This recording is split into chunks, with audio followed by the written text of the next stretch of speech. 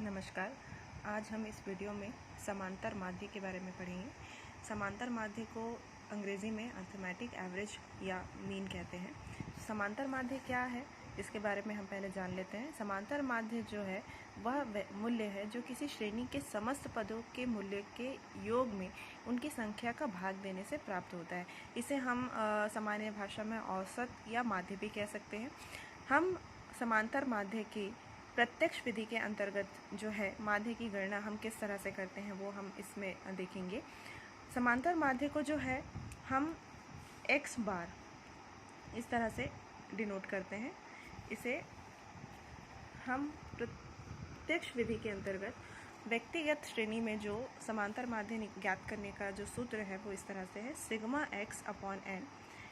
यहाँ पर sigma x बराबर पदों का योग, उसके बाद n बराबर पदों की संख्या।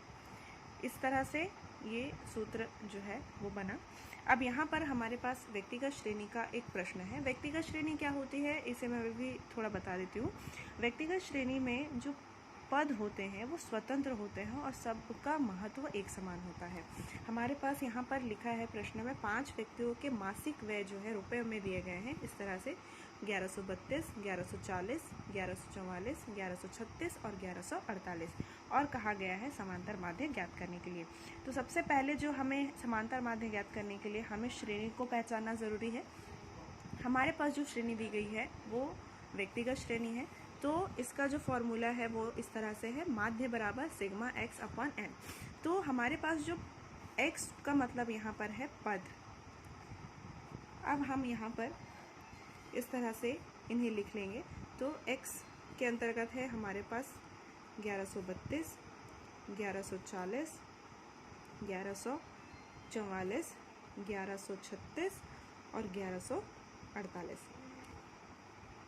अब हमारा जो सूत्र है माध्य ज्ञात करने का वो है सिग्मा x अपॉन n। अब n बराबर जो है तो यहाँ पर सीरियल नंबर यानी कि कितने पद हैं, पदों की संख्या 1 2 3 4 5 हम इस तरह से भी लिख सकते हैं, या फिर हम गिन के 1 2 3 4 5 इस तरह से लिख सकते हैं। तो यहाँ पर n बराबर जो है वो 5 है, ठीक है। और सिग्मा x जो है वो हम ज्ञात करेंगे तो इनका हम योग कर लेंगे। तो सबका योग करने पर जो हमें योग प्राप्त हो रहा है वो है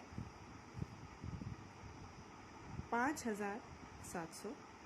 तो इस तरह से 5700 बटे 5, तो हमारे पास जो भाग देने पर भागफल प्राप्त हो रहा है वो हो रहा है 1140 रुपये।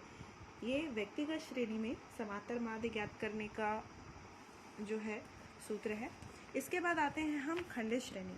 खंडित श्रेणी में माध्य निकालने का जो सूत्र है वो इस तरह से है, sigma fx upon sigma f। Sigma fx, f यानी कि यहाँ पर आवृत्ति की बात की जा रही है, x जो है वो पदों को दर्शाता है। तो यहाँ पर सिग्मा fx का मतलब है पद मूल्य व संबंधित आवृत्तियों के गुणनफल का योग, और सिग्मा f का मतलब है आवृत्तियों का योग। हमारे पास एक प्रश्न दिया गया है सामने, निम्न सारणी में माध्य ज्ञात कीजिए, पद, आकार और आवृत्ति। खंडित श्रेणी जो है वो क्या होती है, खंड में बटी होती है और साथ ही साथ उसकी आवृत्ति दी होती है। जैसे कि पद आकार दिया है 6 और 6 की जो आवृत्ति है वो है 5, यानी कि 6 जो है वो 5 बार आया होगा।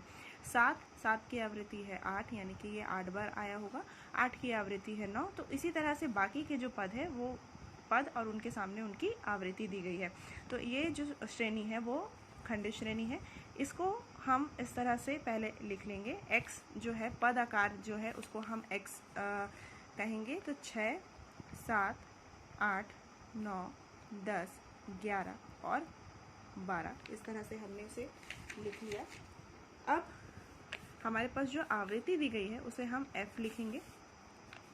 ये है 5 8 9 12 6 6 और 4। अब हमारे पास जो सूत्र है माध्य ज्ञात करने का वो इस तरह से है, sigma fx upon sigma f, ठीक है। तो हमें दिख रहा है कि हमें किन की ज़रूरत है, एक तो सिग्मा fx की और दूसरा है f का टोटल हम इस तरह से निकाल सकते हैं।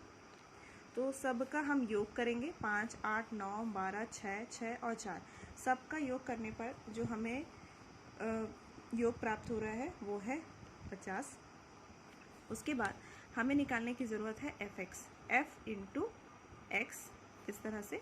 अब हम इसको गुना करते जाएंगे, तो 5 गुणित 6 30, 8 गुणित 7 56, 9 गुणित 8 72, 12 गुणित 9 108, फिर है 60, 66 और 48।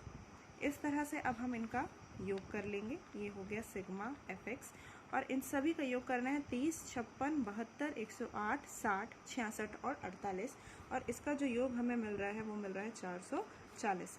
अब सूत्र की जो है सहायता से हम माध्य ज्ञात करेंगे, तो 440 बटे 50, तो ये हो जाएगा। इसको भाग देने पर जो हमें प्राप्त हो रहा है वो प्राप्त हो रहा है 8.8। तो इस तरह से खंडित श्रेणी में जो है माध्य की गणना की जाएगी। इसके बाद हम आगे देखते हैं अखंडित श्रेणी में जो है माध्य की गणना किस प्रकार की जाती है। यहाँ पर x बार फॉर्मूला सेम जैसे हमने अभी देखा खंडित श्रेणी के लिए, सेम उसी तरह से जो है अखंडित श्रेणी के लिए भी फॉर्मूला है sigma fx upon sigma f, यानी कि पद मूल्यों एवं संबंधित आवृत्तियों के गुणनफल का योग, और सिग्मा f बराबर है आवृत्तियों का योग। अब हमारे पास जो है ये अखंडित श्रेणी है। खंडित और अखंडित दोनों में ही आवृत्तियां दी गई होती है। फर्क इतना होता है कि उसमें खंड में जो है सामने पद जो है वो खंड के रूप में होते हैं, और यहाँ पर जो है वो समूह के रूप में होते हैं, ग्रुप सीरीज। तो ये इंग्लिश में इसे कंटिन्यूस सीरीज भी कहा जाता है। तो यहाँ पर हमारे पास एक प्रश्न दिया गया है जिसमें कि माध्य ज्ञात करने के लिए कहा जा रहा है, और हमारे पास आय दी गई है। आय है 0 से 10, 10 से 20, 20 से 30, 30 से 40, 40 से 50, और यहाँ सामने दी गई है व्यक्तियों की संख्या 6, 14, 20, 7 और 3। इसका मतलब ये है कि जो 0 से 10 आय है ये 1000 में हो सकती है, ठीक है। तो ये जो आय है वो 6 व्यक्तियों की है। जो 0 से 10,000 रुपए के आय के बीच आते हैं वो 6 व्यक्ति है। फिर 10,000 से 20,000 के बीच जो व्यक्ति हैं आय कमा रहे हैं उनकी संख्या 14 है। 20 से 30,000 के बीच जो कमा रहे हैं उनकी संख्या 20 है। 30 से 40 जो आय कमा रहे हैं, 30,000 से 40,000 के बीच, वो 7 है। और 40,000 से 50,000 के बीच जो आय कमा रहे हैं वो 3 है। तो इसकी सहायता से जो है अब हमें फॉर्मूला हमारे पास तो सेम है। अब हमें इन के लिए जो है माध्य ज्ञात करना है। माध्य ज्ञात करने का फॉर्मूला जो है वो जैसे हमने खंडित श्रेणी में देखा उसी प्रकार से होगा। तो यहाँ पर जो आय दी गई है इसे हम क्लास इंटरवल या वर्ग अंतराल कहेंगे।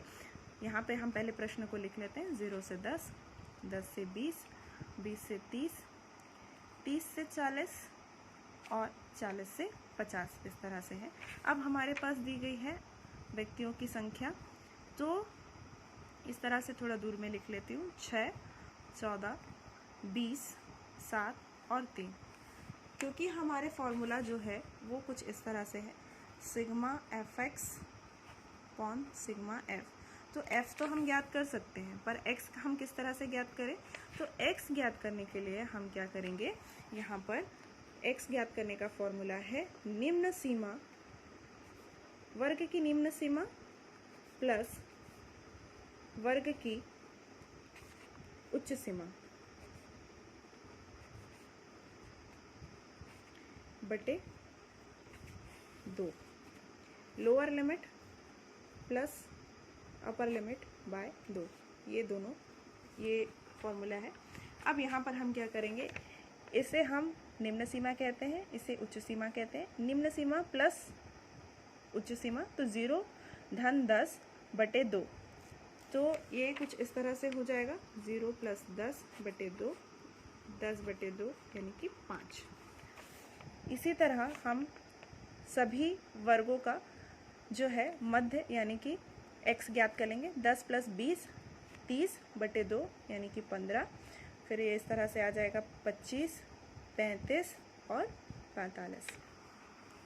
अब हमारे पास x ज्ञात हो गया। अब हमें जो ज्ञात करना है वो है fx, इंटू करते जाएंगे। तो इस तरह से हम ज्ञात करेंगे, दोनों का जो गुणनफल है वो हमें यहाँ पर ज्ञात करना है। तो 15 गुणित 14 ये हो जाएगा 210, उसके बाद है 500, उसके बाद है 245,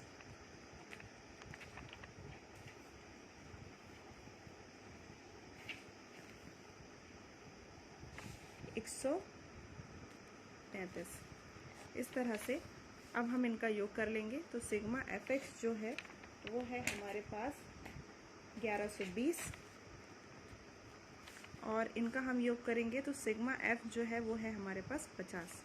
इस तरह से जब हम फॉर्मूले पे इसको रखते हैं तो 1120/50, और जो हमारा माध्य है वो आ रहा है 22.4 रुपए में दिया गया है। तो इस तरह से हम ज्ञात करेंगे। तो इस तरह से हमने देखा कि किस तरह से समांतर माध्य जो है प्रत्यक्ष विधि के द्वारा तीनों श्रेणियों में किस प्रकार ज्ञात किया जाता है। धन्यवाद।